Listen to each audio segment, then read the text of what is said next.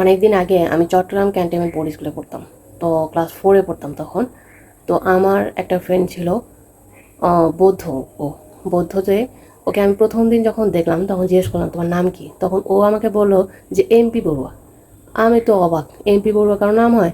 আমি বলতেছি, না তুমি মিথ্যা কথা বলতেছো। বলে কি, না আমার নাম এমপি বড়ুয়া, তুমি আমার কাকুলার মধ্যে দেখো বই তৈ। তারপরে আমি দেখবো যে এমপি বড়ুয়াই ওর নাম। যাই হোক, ওর সাথে আমার খুব ভালো একটা ফ্রেন্ডশিপ হয়ে গেল। এভাবে চলতেছিল ক্লাস 4, আমরা পুরাটাই সময়ই ওর সাথে আমার খুব ভালো একটা সম্পর্ক। এভাবে চলতেছিল। তো ক্লাস 5-এর একদম 1-2 মাস পরেই আমাদের মাঝখানে অন্য একটা ফ্রেন্ড আসলো। হে আইসা দেখি যে আমাদের মাঝখানে এসে বসতো, এবং এমপি বড়ুয়া তাকে খুবই পছন্দ করতো। কারণ ওর কিছু যোগ্যতা ছিল, যেমন ও পড়াশোনায় খুব ভালো ছিল, আর হচ্ছে ও মুসলিম, প্লাস ও খুব ধার্মিক ছিল। ও বোরকা পড়তো। আর কোনো ক্লাসে যদি কোনো পড়াশোনা জিজ্ঞেস করতো টিচাররা, এগুলো খুব সুন্দর মতো উত্তর দিতে পারতো। তো আমার চাইতো এমপি বড়ুয়া দেখি ওকে খুব পছন্দ করা শুরু করছে, এবং ওর সাথে কথা বলা শুরু করছে, ওর সাথে মেলামেশা শুরু করছে। আমার এটা একদমই পছন্দ হইতেছিল না, কারণ আমি তো আমার সবচেয়ে থেকে বেস্ট ফ্রেন্ডকে অন্য কারোর কাছে মানে দেখতে পাচ্ছিলাম না। আমার কাছে মনে হইতেছিল কেন এই মেয়েটা আসছে। দুঃখের ব্যাপার হলো কি, ওর কোনো বাবা ছিল না। তো ওর মা হচ্ছে চাকরি করতো, আর মায়ের চাকরি দিয়েই পড়াশোনা সব কিছু ওদের চলতো আর কি, জীবন জীবিকা। এইসব বিষয় নিয়ে এমপি বড়ুয়া খুব মন খারাপ যে ওর বাবা নাই, ওর উপর আমাদের একটু সাহায্য করতে হবে, এরকম চিন্তা ভাবনা করতো। যাই হোক, এইভাবেই চলতেছিল। আমার কাছে পছন্দ হইতো না, আর এমপি বড়ুয়ার খুব পছন্দ। একদিন হঠাৎ করে মেয়েটা আর আসে নাই তো কয়েকদিন আসে না।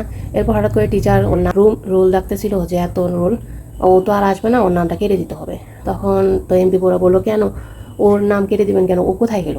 তখন ও বলে কি, ওর আম্মুর পোস্টিং হয়ে গেছে, ওরা এখান থেকে চলে গেছে, ওরা আর আসবে না। আমি তো মহা খুশি, আমার ফ্রেন্ডের মাঝখানে অন্য একটা ফ্রেন্ড চলে আসছিল, সে চলে গেছে, আমি মহা খুশি। এখন দেখি যে এমপি বুড়া খুব মন খারাপ। ও ওই মেয়েটার জন্য কান্নাকাটি শুরু করছে।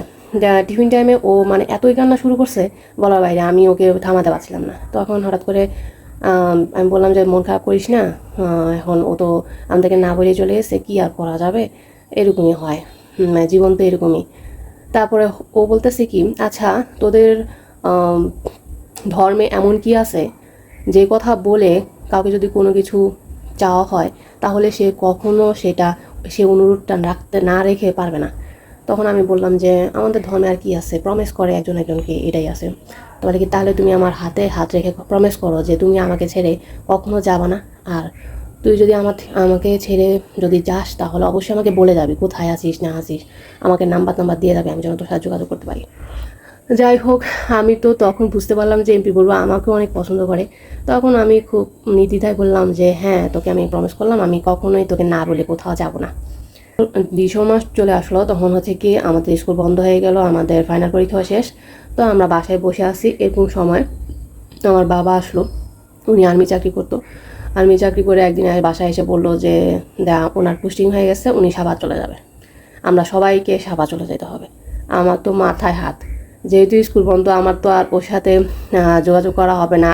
এমপি বড় আমাদের বাসাটা চিনতো, এবং একদিন দুদিন নিয়ে আসলাম। কারণ যাই হোক, আমি কিভাবে এমপি বড়ুয়াকে আমার এই যাওয়াটা বলবো, বা আমাদের বাসার ঠিকানাটা বলে যাব? তখন আব্বুকে বললাম যে আমরা যেখানে যাচ্ছি সেখানে বাসার ঠিকানাটা কীরকম বা কী সমাচার ওই সব বলেন। বলে কি, সেটা সম্বন্ধে এখনও তেমন কিছু জানি না, ওখানে যাই তারপর পড়া দেখা যাবে। ছোট ছিলাম, সেরকমভাবে বুঝতাম না, আর কিছু জানতে পারলাম না। কিন্তু আমার কাছে খুব মন খারাপ হলো যে আমি ওকে বলে আসতে পারি নাই। তো আমরা 2-3 দিনের মধ্যে চলে আসলাম।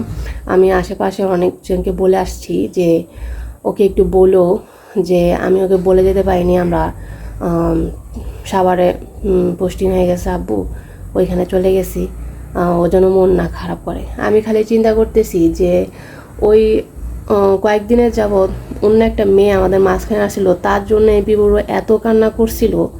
আর আজকে তো অনেক দিন যাবৎ আমি ওর সাথে, আমি যদি চলে যাই তাহলে এমপি বড়ুয়া কতটা মন খারাপ করবে। ও যদি জানুয়ারিতে দেখে যে আমি নাই, আমি আসতেছি না স্কুলে, তাহলে কতটা মন খারাপ করবে। তো একটা মানুষকে আমার জীবনে সরি বলা খুব দরকার মনে করি, এবং ওর সাথে আমার এখন পর্যন্ত দেখা হয় নাই। কিন্তু আমি মনে করি জীবনে কোনো এক সময় ওর সাথে আমার দেখা হোক আরেকবার। কেন আমি ওর সাথে কে না বলে চলে আসলাম, সে ব্যাপারটা ওকে বুঝাই বলি, এটা আমার খুব মনে হয়। তো আজকে এ পর্যন্তই, আমার জীবনে একটা ঘটনা বললাম। ধন্যবাদ সবাই লাস্ট পর্যন্ত দেখার জন্য, শোনার জন্য, আমার জন্য। আপনারাও ভালো থাকেন, আমিও যেন ভালো থাকি, সৃষ্টিকর্তার কাছে দোয়া করবেন। Bye bye.